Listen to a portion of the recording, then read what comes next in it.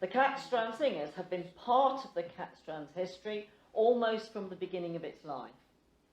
One or two of us had asked for a singing group to be established, and Nicola Black was engaged to lead the half dozen of us who initially signed up for it. The weekly sessions were called Sing It Out and emphasised the sheer joy of singing together regardless of age or ability. One of our aims was to tackle rural isolation and to support mental health and emotional well-being as part of a CatStrand programme of connecting in communities.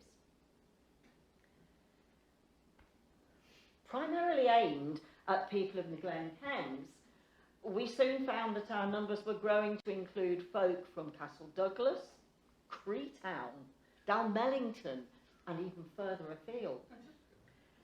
Our outlook has always been one of inclusivity, and our group prides itself on being open to folk with disabilities, and even those who think of themselves as tone deaf will find their voice.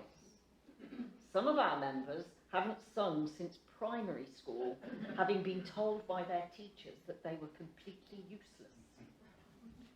Nicola gradually increased the range of the songs and the parts and the number of parts that she had us singing, and began to refer to us as a choir.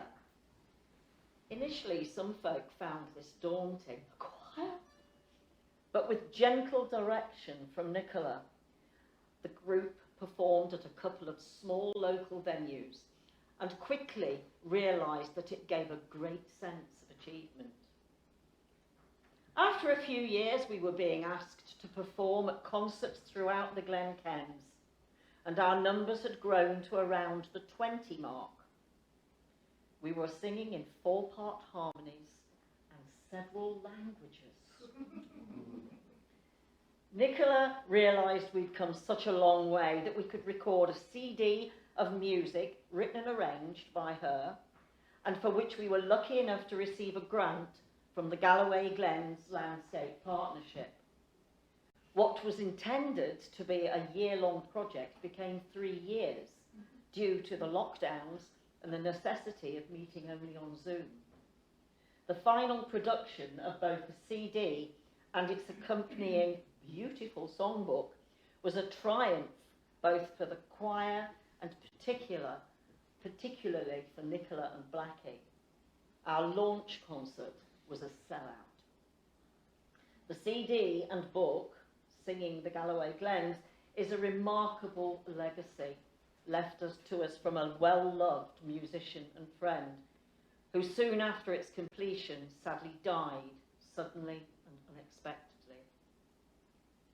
The choir were left devastated, but determined to carry on Nicola's work and inspiration. We spent some months adjusting to her absence and continued meeting as a singing group with a team: Kate Howard, Rose Ardron, Liz Lewis and myself, working to deliver a varied programme. Along the way, we have sadly lost valued members. Recently, we were honoured to sing at the funeral of a long-serving member. Some of us have been to sing Christmas carols for the residents at Sennick House, one of whom had been our most enthusiastic member right from the start. We're continuing as a vibrant, enjoyable group who managed to combine a love of singing with a love of coffee and cake. The biscuit rota is one of our most important things. And we're always open to new members. And you don't even